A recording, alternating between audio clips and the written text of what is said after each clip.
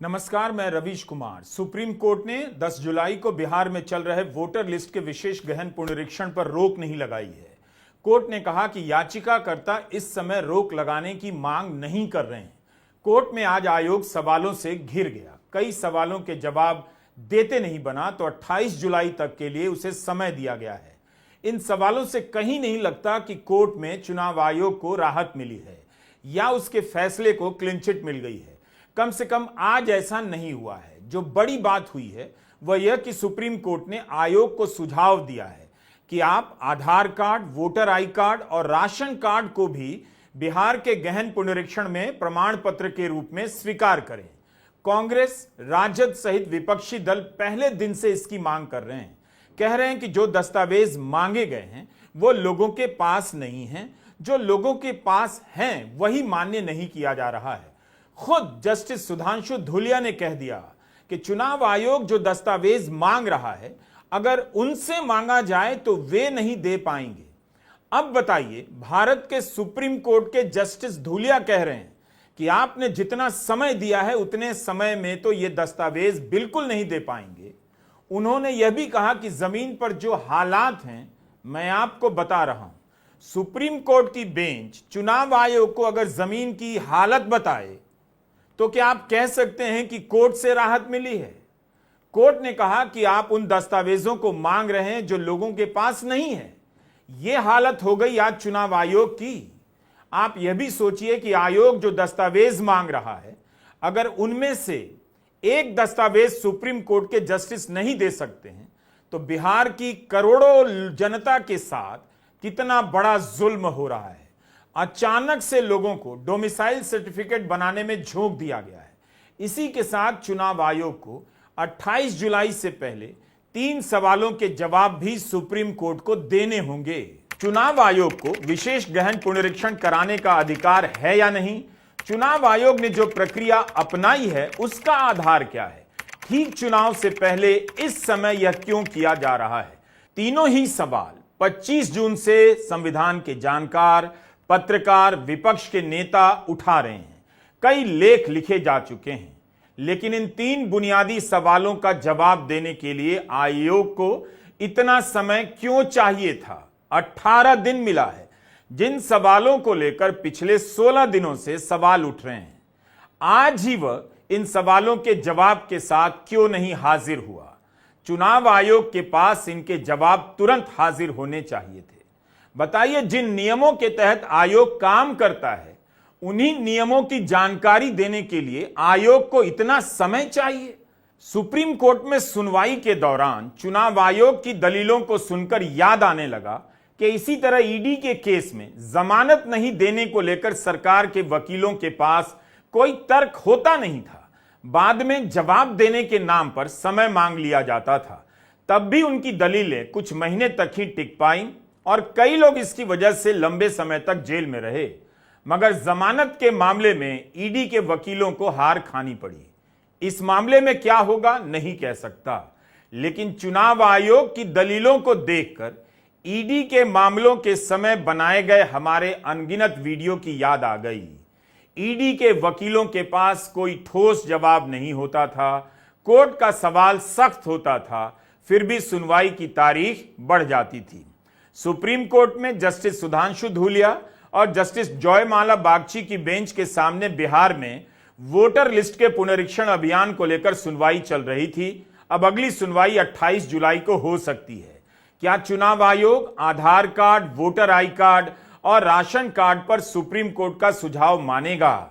एक तरह से लगता है सुप्रीम कोर्ट ने भी आयोग को एक रास्ता दिया है कि अगर पूरी प्रक्रिया पर रोक जैसे कठोर कदम से बचना है तो इन 3 दस्तावेजों को मंजूरी देकर रास्ता निकाला जा सकता है।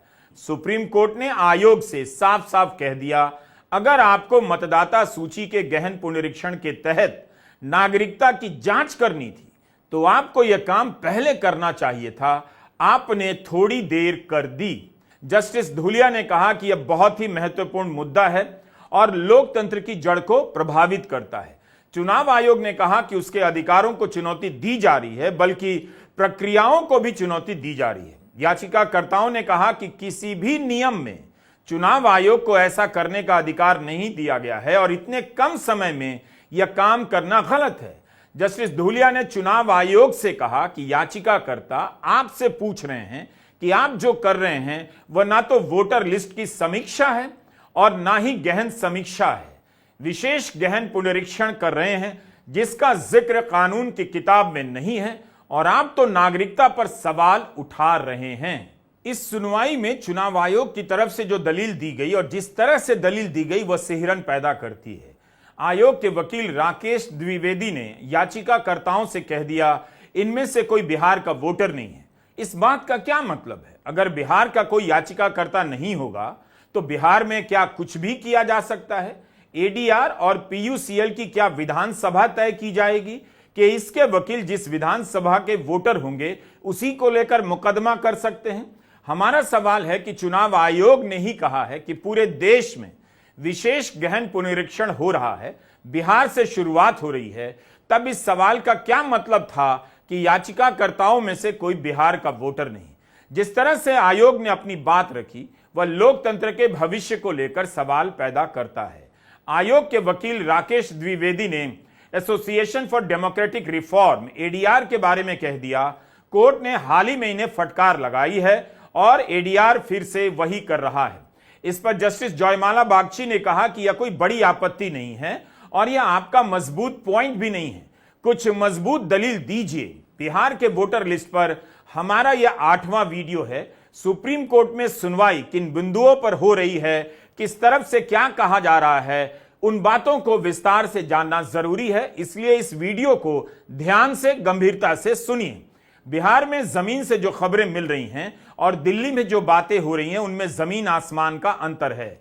जमीन की सच्चाई चुनाव आयोग के बड़े बड़े दावों पर सवाल करती है, लेकिन उन बातों का कहीं अता पता नहीं कि एक बीएलओ को कितना फॉर्म मिला है बांटने के लिए, कहां से कितना फॉर्म भरा गया है और जितना भरा गया है उनमें से कितने में लोगों ने दस्तावेज दिए हैं। 8 करोड़ मतदाता फॉर्म भरने और प्रमाण पत्र जुटाने में लगा दिए गए हैं। उन्हें क्या पता कि जनप्रतिनिधित्व कानून क्या है, विशेष गहन पुनरीक्षण क्या है? अगर कोर्ट चाहता है कि यह सवाल लोकतंत्र की जड़ से संबंध रखता है तो उसे यही आदेश देना चाहिए कि एक एक लाइन की रिपोर्टिंग अखबारों में हो और चैनलों पर विस्तार से दिखाया जाए। बिहार की मासूम जनता अंधेरे में है और उसके वोट के अधिकार को लेकर सबसे बड़ी लड़ाई लड़ी जा रही है। जिस तरह से चुनाव आयोग ने विपक्ष के साथ बैठक में खुद को नया चुनाव आयोग कहा है, क्या भारत का लोकतंत्र भी अब नया लोकतंत्र हो जाएगा, जहां मीटिंग से ठीक पहले तय किया जाएगा कौन वोट देगा कौन वोट नहीं देगा? राजद सांसद मनोज झा, तृणमूल सांसद महुआ मोइत्रा, कांग्रेस के केसी वेणुगोपाल और एनसीपी शरद पवार की सुप्रिया सुले ने याचिका दायर की। Shiv Sena Uddhav Thackeray, Samajwadi party, CPI, CPI ML, DMK, JMM की तरफ से भी याचिका दायर की गई। करीब 10 राजनीतिक दलों ने वोटर लिस्ट के खिलाफ याचिका दायर की है। इनके अलावा एडीआर, पीयूसीएल और योगेंद्र यादव ने भी याचिकाएं दायर की हैं। कपिल सिब्बल, वृंदा ग्रोवर, अभिषेक मनु सिंघवी, गोपाल शंकर नारायणन याचिकाकर्ताओं की तरफ से अपनी दलील रख रहे थे। सुप्रीम कोर्ट ने इस समय और इतने कम समय में कराए जा रहे इस अभियान को लेकर बड़ी टिप्पणी की है। कोर्ट ने आयोग से कहा कि आप वोटर लिस्ट से नामों की छटाई कर सकते हैं, यह आपका अधिकार है, लेकिन अगर आप चुनाव के ठीक पहले करने का फैसला करते हैं तो इसमें समस्या है। आप किसी का नाम काट सकते हैं, लेकिन जिसका नाम 2025 के वोटर लिस्ट में होगा तब वो चुनौती देगा और इसमें समय लगेगा, फिर से सारी प्रक्रियाओं को दोहराना पड़ेगा। इस पर चुनाव आयोग के वकील राजीव द्विवेदी ने कहा कि रिवीजन एक्सरसाइज पूरी होने दीजिए, उसके बाद बेंच देख सकती है कि पूरी तस्वीर क्या है। क्या यही जवाब था कि जब ड्राफ्ट लिस्ट बन जाएगी तब देखिएगा? लिस्ट अभी क्यों बन रही है? कम समय में बनने से अगर एक वोटर का भी नाम गलत तरीके से कट जाता है तो क्या आयोग के लिए यह बड़ा सवाल नहीं है? चुनाव आयोग के वकील की बात को पकड़ते हुए जस्टिस धूलिया ने कहा, आप जानते हैं कि अगर एक बार लिस्ट पूरी हो गई, नोटिफाई कर दी गई, तो कोई भी अदालत उसे छुएगी भी नहीं। इस पर आयोग के वकील ने कहा, हम उसे पूरा करने से पहले दिखा देंगे। इन बातों से यही पता चलता है कि आयोग के पास इस समय वोटर लिस्ट के पुनरीक्षण कराने की कितनी मजबूत दलीलें हैं। वरिष्ठ वकील अभिषेक मनु सिंघवी ने एक बुनियादी बिंदु पर अपनी बात रखी। उन्होंने कहा कि एक भी माननीय मतदाता का वोट छिन जाना लेवल प्लेइंग फील्ड पर हमला करता है या लोकतंत्र पर हमला है और संविधान के बुनियादी ढांचे पर हमला करता है। बेंच उनकी इस बात से सहमत हुई और कहा कि इस बात पर हम आपके साथ हैं।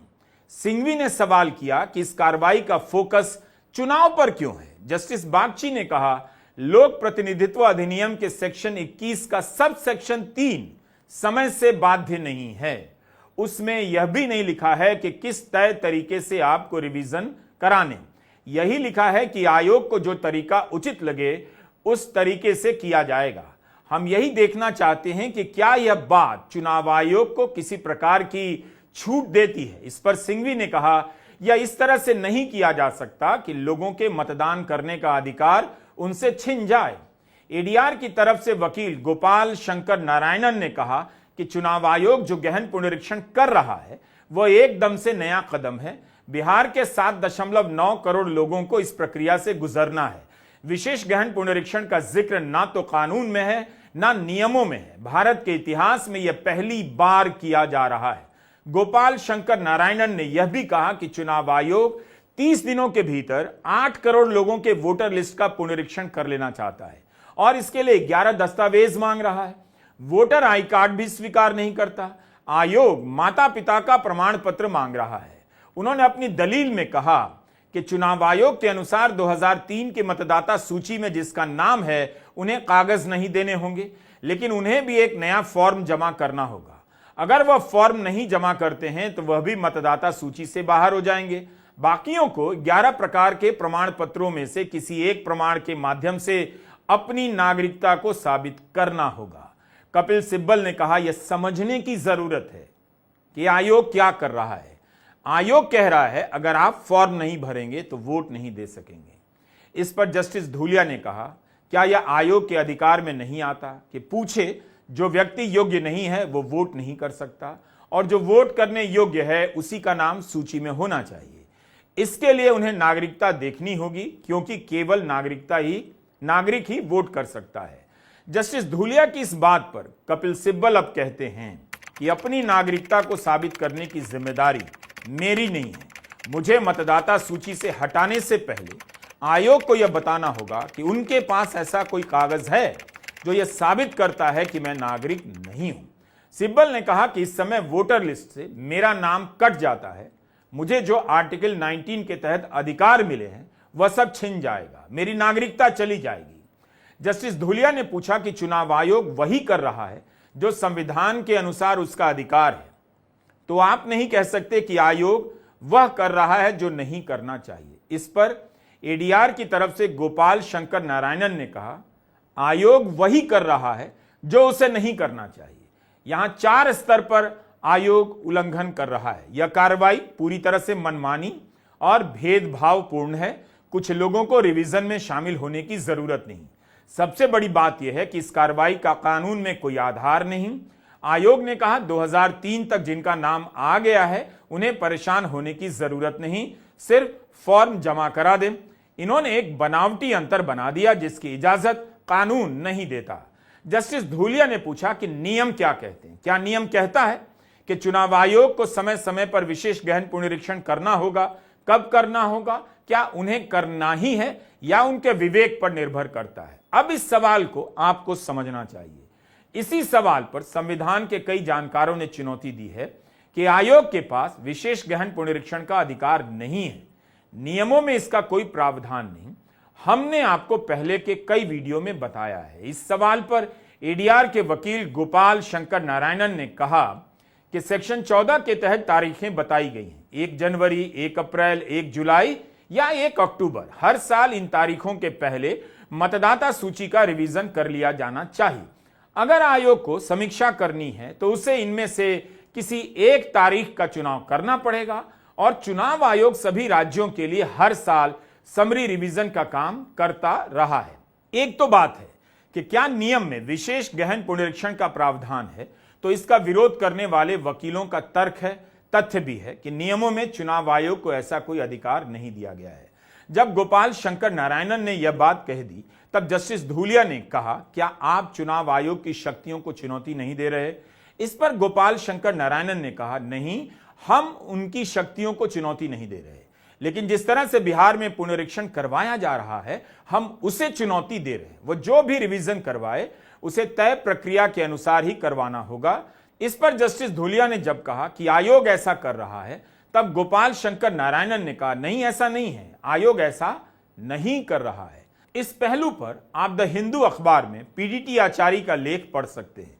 उन्होंने साफ लिखा है कि स्पेशल इंटेंसिव रिवीजन नाम की कोई कार्रवाई कानून में लिखी हुई नहीं मिलती है।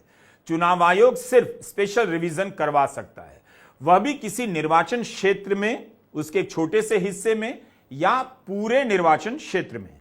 पूरे राज्य में, पूरे देश में ऐसा करवाने का कोई प्रावधान नहीं। पीडीटी आचार्य के अनुसार बिहार में चल रहा पुनरीक्षण लोक प्रतिनिधित्व अधिनियम के प्रावधानों के अनुसार नहीं है। चुनाव आयोग ने अपने आदेश में लिखा है कि वह लोक प्रतिनिधित्व अधिनियम के सेक्शन 21 के तहत ऐसा करवा सकता है, मगर पीडीटी आचार्य का कहना है उसी प्रावधान के बिंदु 3 के तहत यह शक्ति सिर्फ किसी निर्वाचन क्षेत्र या उसके किसी हिस्से तक ही सीमित रखी गई है।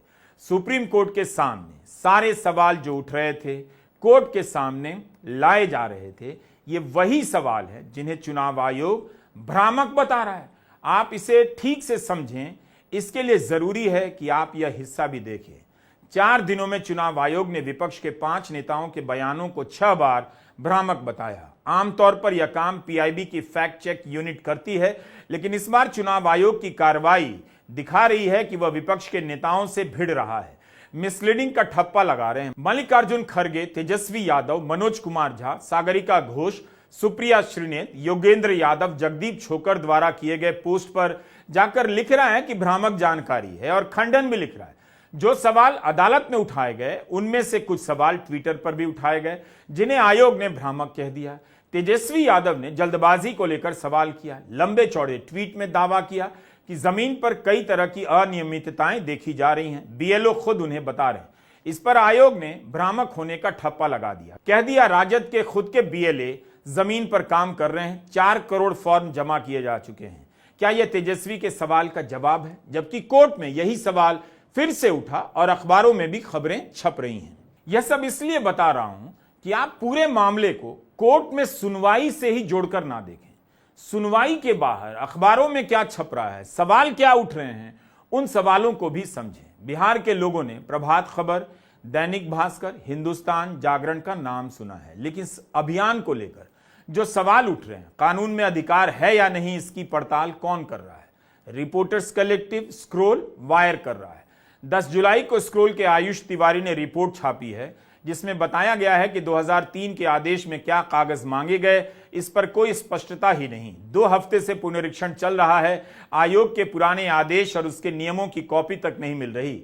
यह भी साफ नहीं कि क्या 2003 में नागरिकता का प्रमाण मांगा गया था, उस कार्रवाई में 2 साल क्यों लगे? आयोग के अधिकारी ने आयुष तिवारी से कहा कि यह कंप्यूटर से पहले की बात है, आदेश कहीं रखा होगा। क्या ऐसा जवाब हो सकता है? अगले 10-15 दिन में मिलने की उम्मीद नहीं है, यह भी कहा गया। टाइम्स ऑफ इंडिया ने आज रिपोर्ट किया है कि पटना में आधार स्वीकार हो रहा है, सीमांचल में नहीं। पटना और आसपास के इलाकों में लोगों से कहा जा रहा है 11 प्रमाण पत्र नहीं है तो वोटर आईडी, आधार या राशन कार्ड की कॉपी दे दें, लेकिन ग्रामीण इलाकों में इस बात पर जोर दिया जा रहा है 11 प्रमाणों में से ही कोई एक ही दें। चुनाव आयोग के वकील ने आज कोर्ट में कहा कि 2003 के रिवीजन में 3 प्रमाण पत्र मांगे गए थे, तो आयोग को बता देना चाहिए कि ये प्रमाण पत्र कौन से थे और उस समय की प्रक्रिया के नियम क्या थे। अभी तक यह काम आयोग को खुद से कर देना चाहिए था। सुप्रीम कोर्ट की सुनवाई पर आगे बढ़ते रहते हैं। थोड़ी सी बहस आधार और वोटर आईडी कार्ड को लेकर भी होती है। कपिल सिब्बल बार बार कहते हैं मेरा जन्म 1950 के बाद हुआ है, मैं भारत का नागरिक हूं। अगर कोई इसे चुनौती देता है तो उसे बताना चाहिए आधार क्या है। अगर कोई बिहार से बाहर काम करने गया है तो वह आकर फॉर्म कैसे भरेगा, माता पिता का जन्म प्रमाण पत्र कहां से लाएगा? यह सारा काम चुनाव आयोग के दायरे के बाहर का है। वकील वृंदा ग्रोवर कहती हैं नागरिकता के इस अभियान के तहत गरीबों को, माइग्रेंट को टारगेट किया जा रहा है। गरीबों के पास दस्तावेज नहीं होता, यह नागरिकता की कोई सामान्य जांच नहीं है, ये लोग कहां से दस्तावेज लाएंगे? अभिषेक मनु सिंघवी ने कहा, पूरा देश आधार कार्ड बनवाने के पीछे पागल हुआ जा रहा है और चुनाव आयोग कहता है आधार कार्ड मान्य ही नहीं या कुछ और नहीं, नागरिकता की जांच का अभियान चल रहा है। सुप्रीम कोर्ट ने भी आधार को लेकर कई सवाल पूछे कि जाति का प्रमाण पत्र आधार पर बनता है तो आधार क्यों नहीं मान्य है, जिस आधार से कई दस्तावेज बनते हैं वही आधार क्यों नहीं मान्य है। चुनाव आयोग की तरफ से कहा गया कि आधार नागरिकता का प्रमाण पत्र नहीं है, तब कोर्ट ने कहा यह तो अलग मसला है और गृह मंत्रालय का काम है। यह बड़ी बात है। क्या कोर्ट यह कह रहा है कि नागरिकता की जांच का काम गृह मंत्रालय का है, चुनाव आयोग का नहीं? आयोग के वकील ने कहा, जनप्रतिनिधित्व कानून में कहा गया है भारत का नागरिक ही वोट कर सकता है। इस पर बेंच ने कहा, क्या इसके लिए देर नहीं हो गई? चुनाव आयोग के वकील राकेश द्विवेदी ने कहा, मैं वहीं का वोटर माना जाऊंगा जहां पर मामूली रूप से निवास करता हूं। आधार पर अपनी बात रखते हुए उन्होंने कहा, आधार सिर्फ पहचान का प्रमाण है, कुछ चीजों का प्रमाण नहीं है। फॉर्म के साथ जो कागज देने हैं उनका एक उद्देश्य है, हर प्रमाण पत्र का एक उद्देश्य होता है। राकेश द्विवेदी आगे कहते हैं, आधार उन लोगों को भी जारी हो सकता है जो भारत के नागरिक नहीं है, लेकिन निवासी, हर निवासी को आधार मिल सकता है। आधार एक्ट को पढ़िए, आधार नंबर अपने आप में नागरिकता का प्रमाण पत्र नहीं है। अगर मेरे फॉर्म को लेकर कोई सवाल उठाता है कि आप राकेश द्विवेदी नहीं हैं, तो मैं अपना आधार निकालकर दिखा सकता हूं कि मैं ही राकेश द्विवेदी हूं। कमाल की दलील है। बाद में आप आधार के आधार पर उसकी दलील स्वीकार कर लेंगे, मगर पहले नहीं। क्या आयोग यही कह रहा है? इस पर हमारा सवाल है कि अगर ड्राफ्ट सूची को चुनौती देने के लिए आधार का इस्तेमाल हो सकता है, पहचान प्रमाणित करने के लिए आधार का इस्तेमाल हो सकता है, फिर आयोग आधार को स्वीकार करने से मना क्यों करता रहा? या तो वो आधार कार्ड को अपनी कार्रवाई में पूरी तरह शामिल ही ना करे, उसके आधार पर बने किसी दस्तावेज को शामिल ना करे, मगर किसी चरण में स्वीकार करने और किसी चरण में स्वीकार नहीं करने की नीति क्या आम लोगों को कंफ्यूज नहीं करेगी? जस्टिस बागची ने आयोग से सवाल किया कि पहचान साबित करने के लिए आधार का इस्तेमाल तो ड्राफ्ट सूची के बाद ही हो सकता है, और हो सकता है किसी का नाम ड्राफ्ट सूची में आए ही नहीं, फिर वो क्या करेगा? इस पर आयोग के वकील ने कहा, यह मुमकिन नहीं है। जस्टिस बागची ने कहा, क्या इसका यह मतलब है अगर मेरा नाम 2025 की मतदाता सूची में आ चुका है तो अगस्त की ड्राफ्ट सूची में भी आएगा? इस पर चुनाव आयोग के वकील कहते हैं, हां, हम पहले से भरे हुए फॉर्म लेकर घर घर जा रहे हैं। तो सुना आपने, चुनाव आयोग ने कहा पहले से भरे हुए फॉर्म घर घर लेकर जा रहे हैं। तब तो इसकी स्क्रूटनी होनी चाहिए कि फॉर्म का मतलब होता है कि लोग भरें। आयोग को ही अगर फॉर्म भरकर जमा करना था तो फॉर्म भराने का यह अभियान क्यों चलाया जा रहा है? पूर्व मुख्य चुनाव आयुक्त ओपी रावत ने इकोनॉमिक टाइम्स से यही कहा है कि ड्राफ्ट मतदाता सूची में नाम आने पर आमतौर पर लोग आश्वस्त हो जाते हैं कि अंतिम सूची में भी नाम आएगा, मगर यह मुमकिन है कि पर्याप्त कागज ना होने के कारण कुछ लोग सितंबर में प्रकाशित होने वाली अंतिम मतदाता सूची में शामिल ना हो पाए। ऐसे लोगों के पास अपने नाम हटाए जाने के फैसले को चुनौती देने के लिए बहुत कम समय बचेगा। अगस्त से सितंबर के बीच जब करोड़ों लोगों के नाम कटेंगे या लाखों लोगों के नाम कटेंगे या कुछ हजार लोगों के नाम कटेंगे तो क्या होगा? चुनाव होगा नवंबर में और चुनाव से ठीक पहले यह सब किया जा रहा है। बड़ी संख्या में लोगों का वोट करने का अधिकार खतरे में पड़ सकता है। उन्हें अपील का समय नहीं मिलेगा, मौखिक सुनवाई में समय लगता है। खुद जस्टिस धूलिया ने यह बात की है। उम्मीद है आयोग जस्टिस धूलिया की इस चेतावनी को याद रखेगा और अखबार इस बात को प्रमुखता से छापेंगे जो जस्टिस धूलिया ने कही है कि हमें संदेह है कि आप यह टाइमलाइन निभा पाएंगे या नहीं। याद रखिए, आपको प्रक्रिया का पालन करना है, यह व्यवहारिक नहीं है। 10 जुलाई की सुनवाई से सवालों को विराम नहीं मिला है, सवाल उठाने वालों को आराम नहीं मिला है। इस बीच वाकई आयोग की तरफ से जो दावे किए जा रहे हैं वो दिल्ली में किए जा रहे दावों से काफी अलग है। सुप्रीम कोर्ट के सामने उसके जवाबों से यही लगा, तैयारी पूरी नहीं है, उसी तरह आधी अधूरी है जो 25 जून से बिहार में शुरू की गई है। नमस्कार, मैं रवीश कुमार।